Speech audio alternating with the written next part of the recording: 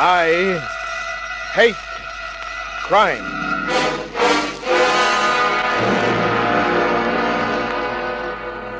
The envelope had been pushed under my office door. Typed on it was Larry Kent, Private Investigator. I sat down at my desk and opened it. 20 10-pound notes fell out. Huh.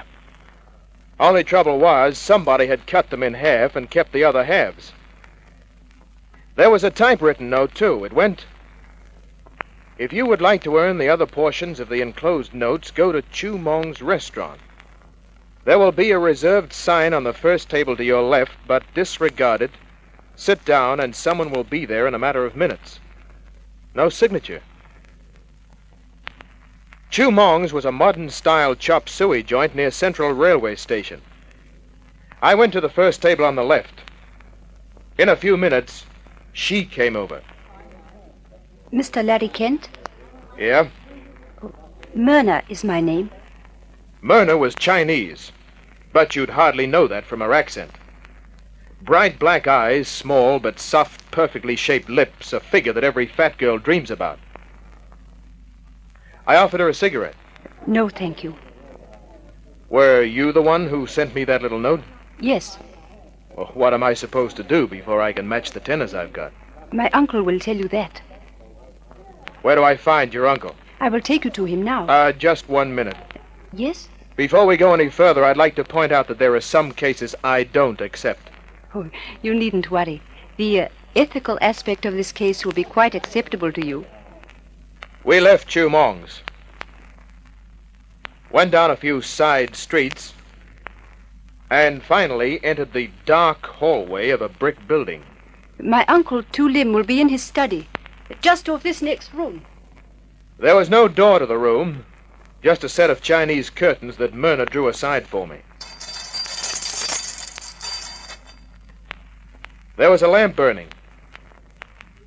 A tray of incense pushed a purple snake to the ceiling.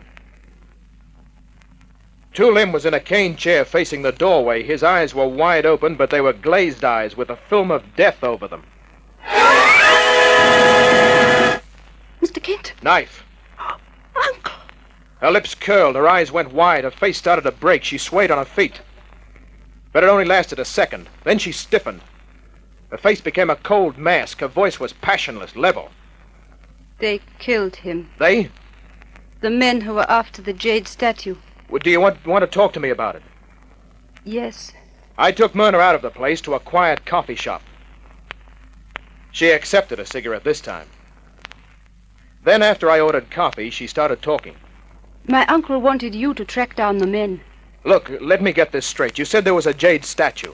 It is a Buddha, 6 inches high, in green jade, set with rubies. Worth how much? Uncle refused an offer of 50,000 pounds for it. Where's the statue now? It was stolen. Before you contacted me? No, it must have been tonight. I saw that when we entered Uncle's room. You mean he kept it in sight? Oh, no. No, it was hidden beneath the floor. There was a trap door covered by a rug. The rug had been moved. I didn't even notice it. But they did. Otherwise, the rug would not have been moved. Yeah. Who are they? I don't know. But on 2 nights in the past week, men broke into the house, then fled when Uncle woke. Well, did he call the cops? Oh, no. Why not? My uncle lived on a farm in China for almost 40 years before coming to Australia.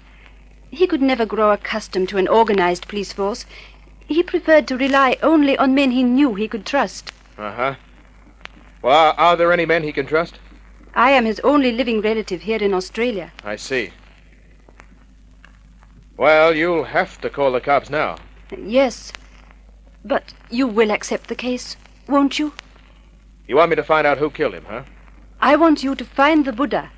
When you do, we'll know who killed my uncle. Maybe. Okay, I'll take it. Oh, I'm glad. Oh, here. She reached into her purse and took out the other halves of the 10-pound notes. I accepted them, shook hands good night, went out to Surrey Hills.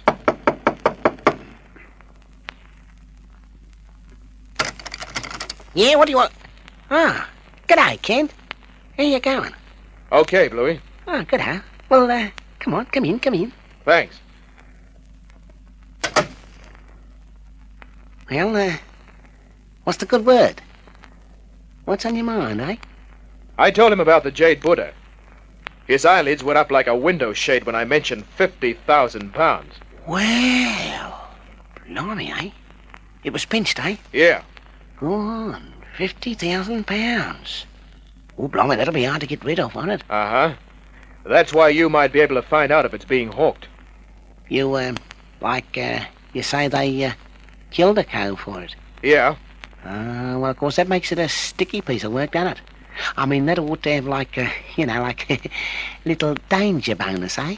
Double pay. Oh, come on, break it down, come off it. You ought to be getting a real swag out of this. 50 quid for the right information, plus another 10 no matter what happens. Well, look, I'll tell you what I'll do.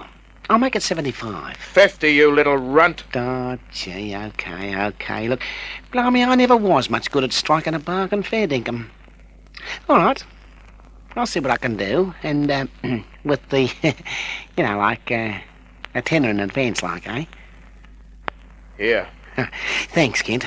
Well, I'm on my way already. There's just one more thing, Bluey. Yeah? What's that like? I haven't forgotten what happened when I sent you looking for that diamond necklace a few months ago. Ah, that. We all make mistakes, Kent. And you ain't the sort to hold a grudge against a cove, are you? Well, just don't get any ideas on making some side money, that's all. Nah. You got nothing to worry about, Kent, because we understand each other, don't we? Yeah, of course we do. I'll see you later, Kent. We understood each other all right. Bluey was about the cutest article I'd ever run across. But he was also the best underworld bloodhound. He went his way and I went mine. The papers came out the next morning with the news of the murder. The story was that Myrner had found the body. Motive for murder was undetermined. I wasn't mentioned, nor was the Jade Buddha. Myrner phoned me and I told her I was waiting for information. But Bluey didn't contact me. I called at his room. He was out. Another day passed, still no news from Bluey, and still he was out. I called on the woman next door, an old-age pensioner. Bluey Porter? Here, have you seen him around? Oh, I don't think Mr. Porter will be around for a while. What? He's in hospital. Hospital? Oh, yes. They came for his clothes and things only a few hours ago. They asked if he had any relatives. What happened to him? Oh, he was best something awful, they told me. Well, which hospital is he in? Now, let me see. Mercy Hospital, I think.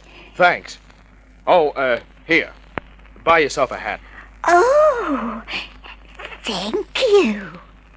I went out to Mercy Hospital and had to wait for the afternoon visiting hour before they let me into Bluey's room. He looked like he'd been dug out of some Egyptian tomb. Only his walrus mustache and shoe-button eyes showed through the bandages. G'day, Kent. Why didn't you tell the hospital people to contact me? Blimey, I was too sick to think of anything. How did this happen to you? I was bashed for me money. You sure of that? Eh? Yeah, of course I'm sure. It couldn't have been that somebody heard you asking questions about the Buddha. Oh, no. Just a minute, I got a spasm. No, Kent, no. This happened on the street. A cow jumped me from a hallway and started punching at me. An ordinary basher wouldn't have done a job like this. He really gave you the works. Well, yeah, I know. Blimey. I give him a good fight back, though, you see. You couldn't fight your way through the top layer of a sponge cake. Who did it, Bluey? Just a minute. I got another spasm. Now, wait a minute. Now, break it down, Kent. Look, I'm a sick man. Who gave you the works? Well, just a basher, like I told you. Oh, blimey, where's that nurse? Look, I didn't see his face. Bluey! No, wait a minute. No, wait a minute. You wouldn't hit a man that's hurt, Kent. They tell me you'll be out of here in 2 weeks. I'll wait. Then as soon as you get out, I'll send you right back again. Kent, now, wait a minute. Now, listen. Who hit you? Tell me and I'll give you all the protection you need. Don't, and brother, you'll really need protection. Oh, no, I shouldn't have gone into this one. I knew it was too big. Come on, Bluey, give. Well, Frenchy Doyen's his name. Where does he hang out? Oh, go to any pub round the cross. Sooner or later you'll find him. All the barmaids know Frenchy. The full story was this. Bluey had asked a few questions about the Jade Buddha. Then Frenchy Doyen came along, told him how inquisitive people could get into trouble, and illustrated his point. Bluey's description of Frenchy was thick-set, black hair, the pushed-in face of an ex-pug, a little mustache. I left the hospital and started for the cross. It was a long, straight road with a few intersections and no traffic lights. At first, I paid no attention to the black sedan behind me. Then I noticed that it was gaining. I went up to 50. The sedan went even faster. Through my rear vision mirror, I saw the driver. He had dark hair and a pushed-in face. He was right behind me, then alongside. I saw him start to twist the wheel. I jammed my foot on the brake. He sailed past, tires screeching. He lost control, went up the sidewalk into the side of a building.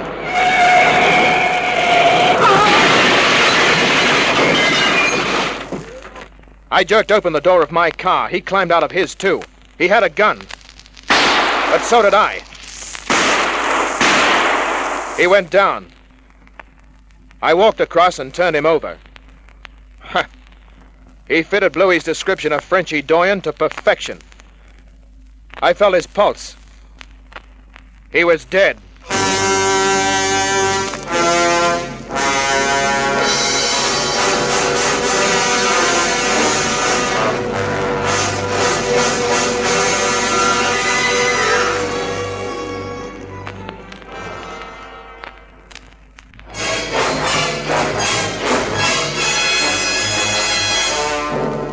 After my little run-in with Frenchy Doyen, the boys in blue arrived, sent Frenchy to the morgue, and me to Inspector Daniels.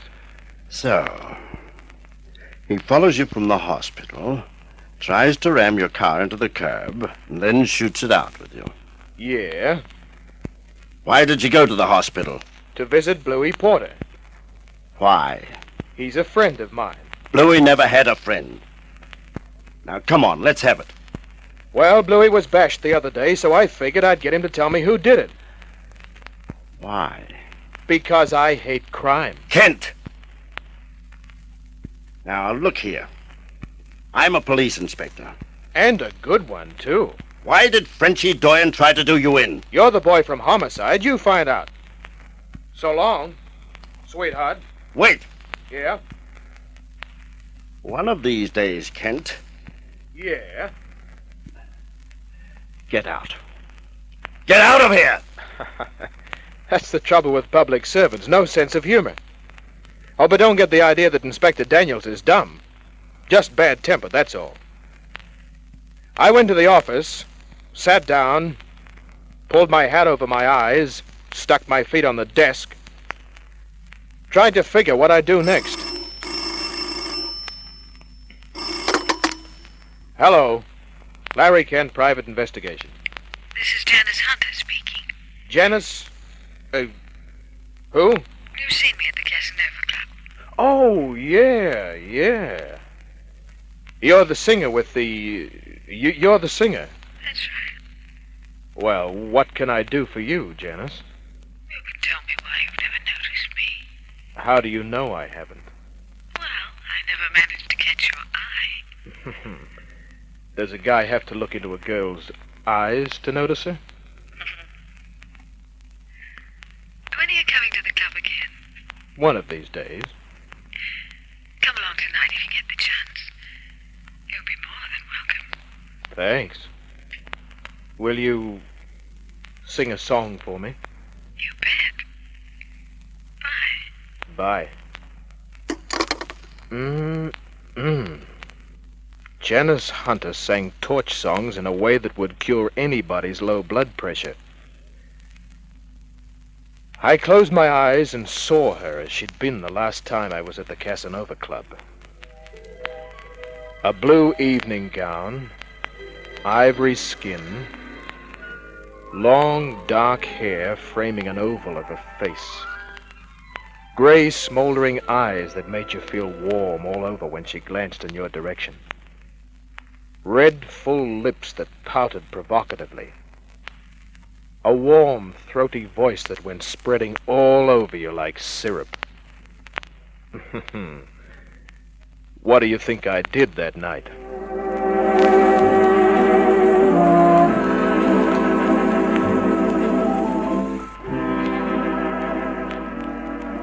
I'm so glad you were able to come.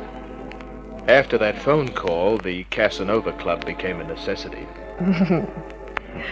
And after all the bald-headed men I've been singing to, you were a treat. What made you phone me? Egotism, I suppose. Egotism? Of the female type. You see, I didn't think those colorless blondes you've been taking here exactly suited you. Well, they were all right. All right isn't good enough. A connoisseur always buys the best cigar. But he throws it away when he's finished. That's because there's no goodness left in it. Yeah, I see what you mean. We're not only dancing in circles, we're talking that way, too. Maybe it's because one of us is getting a ride on the merry-go-round, huh? It wouldn't be you, Larry. Why did you arrange this? Somebody make a bet? I told you why. I saw you a few times. I liked what I saw. I'm that kind of a girl. But you don't have to worry about escorts. The joint is lousy with them. I like a man who can throw a punch. See me home tonight, Larry? She was in my arms. She was looking up at me. And if that wasn't enough, there was the faint odor of a perfume that must have been brewed by a witch. I saw her home. And that started us off. The next night, she sang to me again. The morning after that, I heard from my client. I read about that attempt on your life, Mr. Kent. I figured you'd see it in the papers. Why haven't you phoned me? Well, there's been nothing to report. Was there any connection between the attempt on your life and the robbery of the Buddha? I think there was, but I'm waiting for developments. Oh, I see. I'll phone you as soon as something happens. Very well, Mr. Kent. Goodbye. Goodbye. I had a date with Janice that afternoon. It was a nice day, and she wanted to try her brand new imported car. So, we went for a drive. Nice car. It's a beauty, isn't it? Must have cost a small fortune. 2,000. You hit the lottery? You know better than that, Larry. Sugar daddy, huh? Uh-huh. Where are we going? To the estate of one of my sugar daddies. What's his name? Paul Jackson. Millionaire. Collector of paintings and pretty things in general. I've already admitted that I'm part of his collection. And why take me out to his place? Because it's a warm day, he has a wonderful swimming pool, I have all the keys, and he's in Melbourne. Oh. Wouldn't you like a swim? Sure, but, what do I use for trunks? There'll be a pair to fit you in the dressing shed. So, we went to the summer estate of Paul Jackson, who had more money than he could spend on paintings, curios, blondes, brunettes, and redheads that he collected. It was one of those places you see in high-budget Hollywood productions. Janice opened the front door. We went in. Then she mixed a couple of drinks. Cheers. 3 big ones.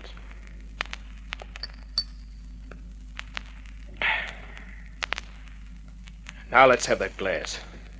Here. Now let's... Larry.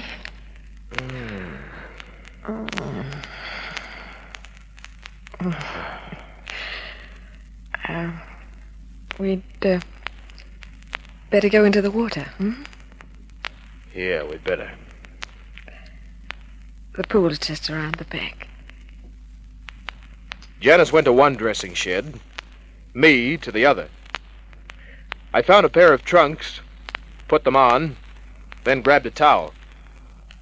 I folded it up, placed it under my arm. Janice was already out there, poised on the diving board. Here I go.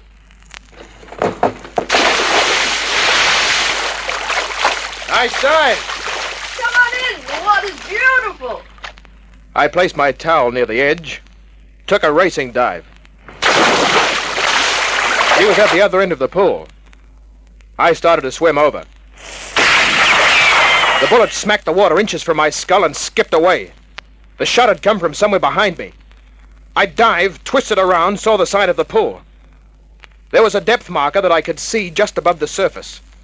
I'd placed my towel on the edge just over it.